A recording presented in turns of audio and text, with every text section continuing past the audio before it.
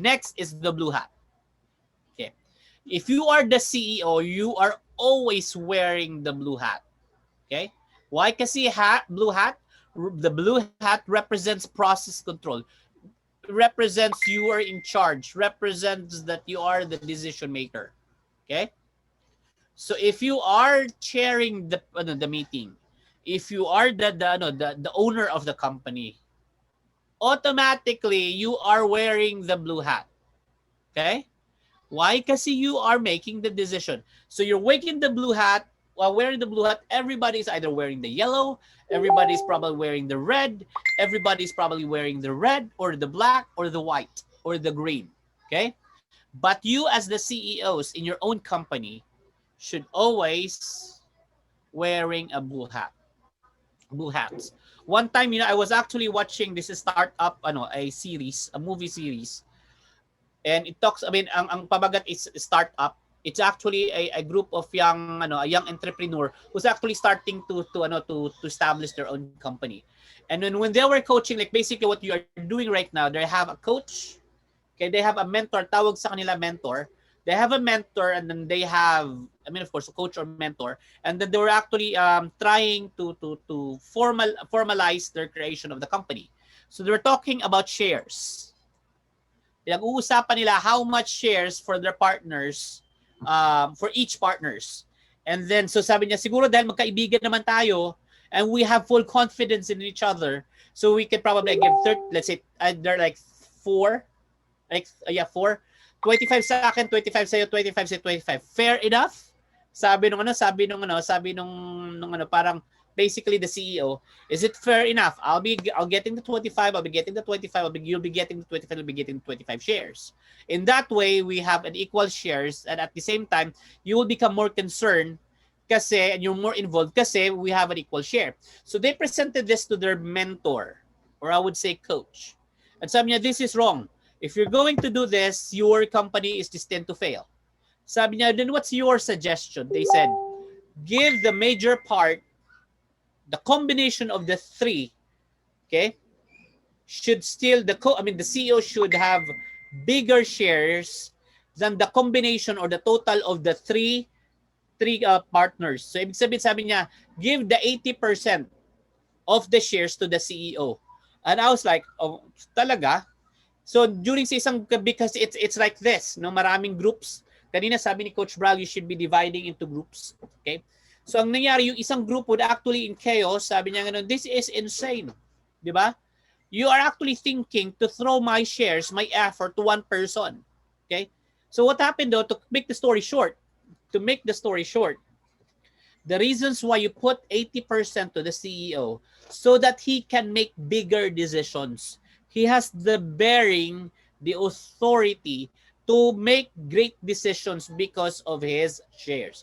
In your part, if you are wearing the blue hats, make it sure that you have the advantage.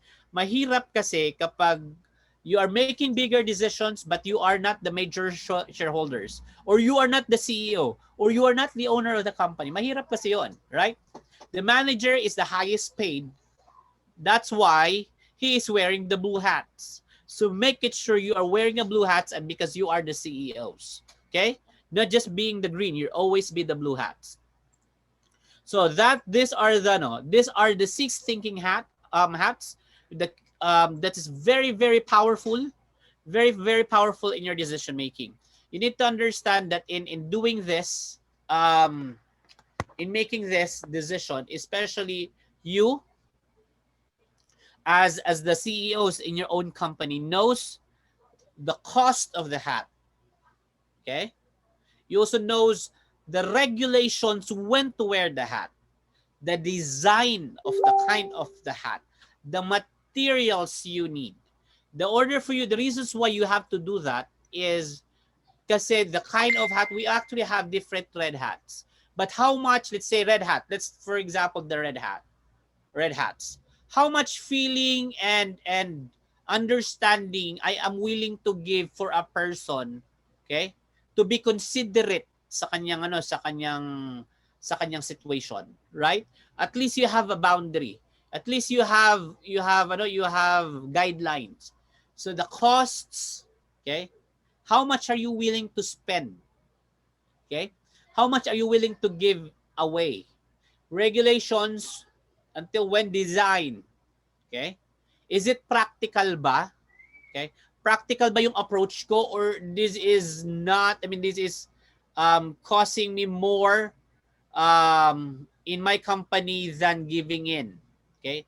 The materials, basically your maintenance. Okay? And then, of course, you need to look for the safety issues. So, coach, that is my training for tonight. And to begin for the training for 2021. As what I said, it may sound simple, but it's actually not. Because we are talking about responsibilities, we're talking about management. Okay, and management, sometimes